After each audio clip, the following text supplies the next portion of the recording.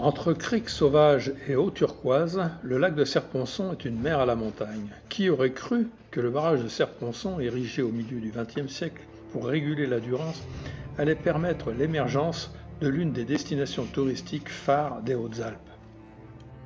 En ce printemps 2021, le niveau du lac est encore très bas, prêt à recevoir et stocker la fonte des neiges de l'hiver. La randonnée pédestre est compliquée.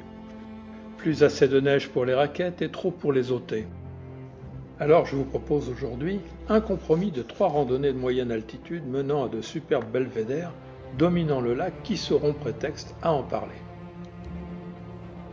La première rando familiale d'environ 2 heures nous conduit sur les hauteurs de la baie de Saint-Michel au belvédère des Curates qui, malgré sa faible altitude de 963 mètres, révèle un superbe panorama sur le lac. Au départ du hameau de Chanteloube, nous passons devant la chapelle Saint-Jacques.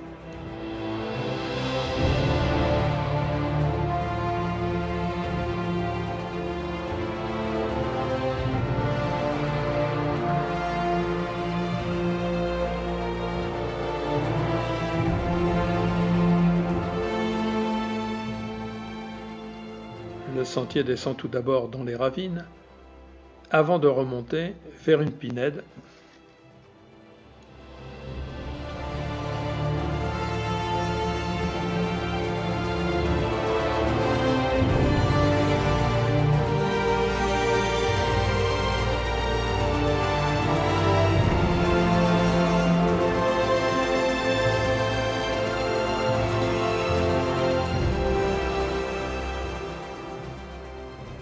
Pour arriver au sommet des Curates.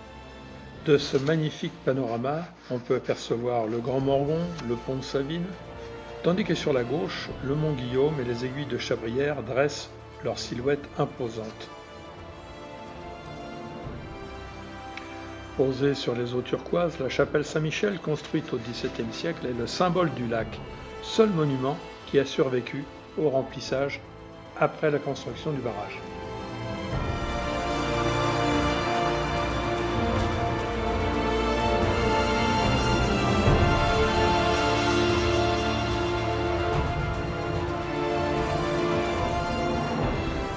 Nous descendons vers le viaduc de Chanteloube, qui est l'un des rares survivants de la ligne ferroviaire Chorges-Barcelonnette jamais réalisée. L'avant-pont se situe légèrement en dessous de la cote maximale du lac à 780 mètres et il disparaît donc presque totalement à chaque fois que les eaux du lac sont au plus haut.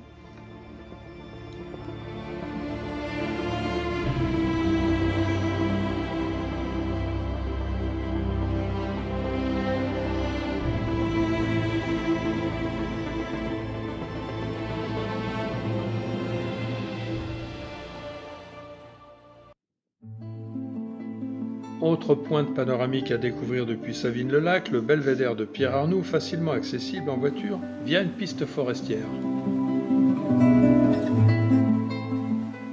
Pour nous, ce sera un sentier en 2 heures d'ascension, 600 mètres de dénivelé sur 6 km.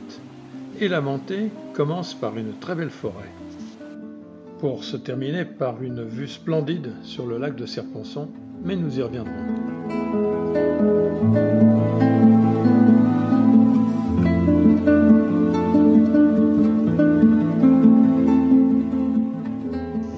La question qu'on peut se poser, mais c'est qui ce Pierre Arnoux? Pour l'instant, nous n'avons pas trouvé. Et si vous avez une idée, n'hésitez pas à mettre un commentaire.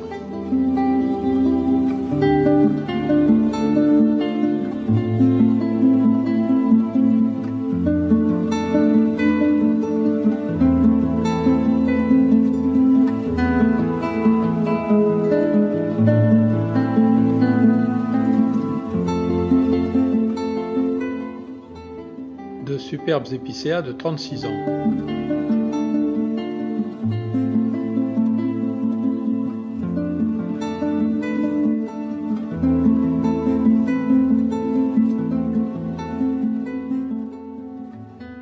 Sur l'aire de pique-nique de Pierre Arnoux, la cabane est un refuge non gardé qui est utile pour ceux qui font le tour de Serponçon. Il y a 6 places sur lit en bois, sans matelas évidemment.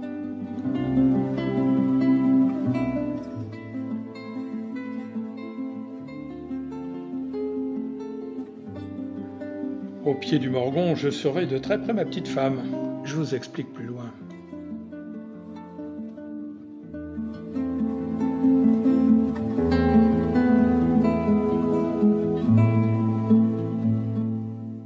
Et nous voilà donc au belvédère.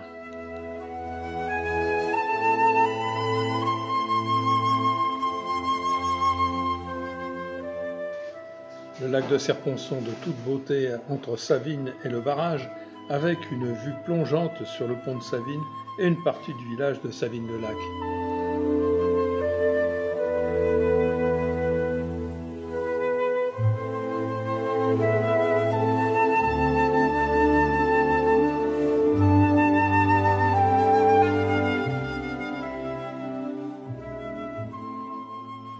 Mais combien de larmes il y a 60 ans? Savines. Il y a 8 ans, Savines vivait ses dernières heures. Ce n'était pas la nature qui l'avait condamné, mais les hommes. Une vieille fontaine, un monument aux morts et un cimetière peuvent-ils lutter contre un barrage? Serponçon, l'ouvrage clé de l'aménagement de la Durance, exigeait la disparition de Savines.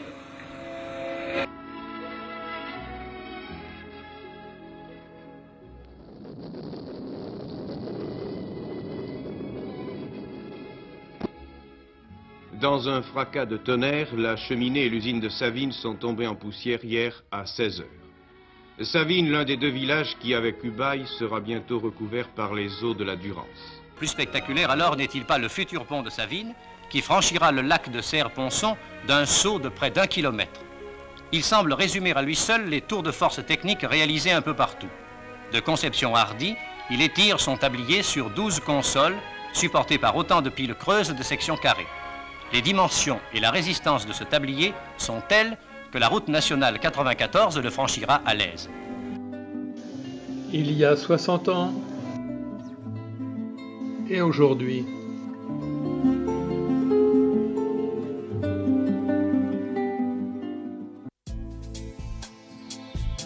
Pour monter au Morgonnet, on part généralement de Pontis, mais nous partons de Pierre-Arnoux, plus précisément de la Fontaine des Miracles. 700 mètres de dénivelé sur 12 km nous attendent. Et une fois n'est pas coutume, on commence par un dénivelé négatif de plus de 100 mètres sur le Gers de pays du tour du lac de Serponçon. Le muguet est tout juste en fleurs, mais bien odorant tout au long de la piste.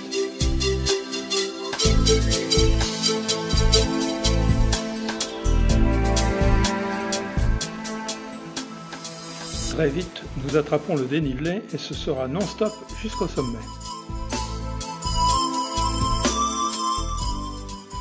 Mais nous sommes sur les pentes du Morgon. Et il faut savoir qu'en 25 ans, 6 personnes ont été portées disparues dans ce massif. Une série d'événements qui, liés à la riche histoire de cette forêt, renforcent l'aura du mystère. Des événements malheureux, inexpliqués à ce jour, sans que l'on retrouve aucun corps.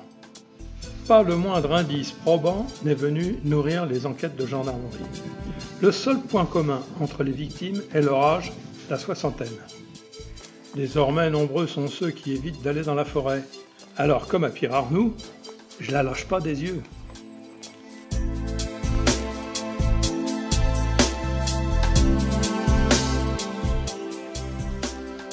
Encore un petit effort après le col du Morgonnet, et nous y sommes.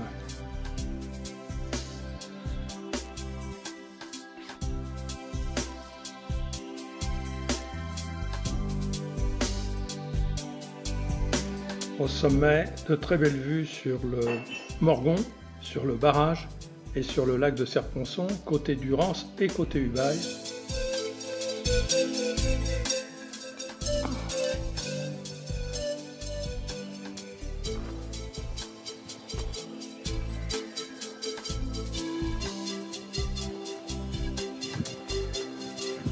Le sauce du lac complètement dans le bout, avec le barrage qui est là.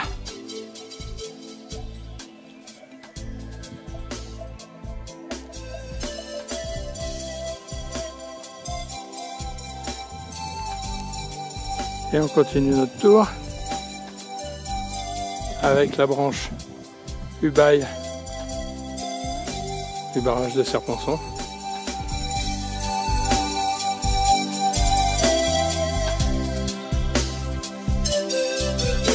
aperçoit la chapelle Saint-Michel, sous forme d'îlot maintenant.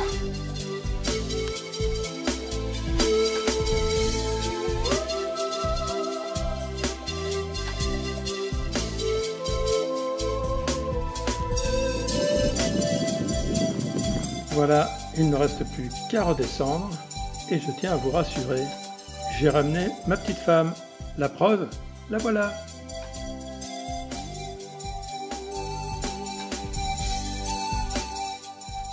Et une fois n'est pas coutume, pour terminer, un petit clip promotionnel pour le plaisir des yeux sur le lac de Serre-Ponçon. A ride in the city with you here, showing me the way to go. It feels like home.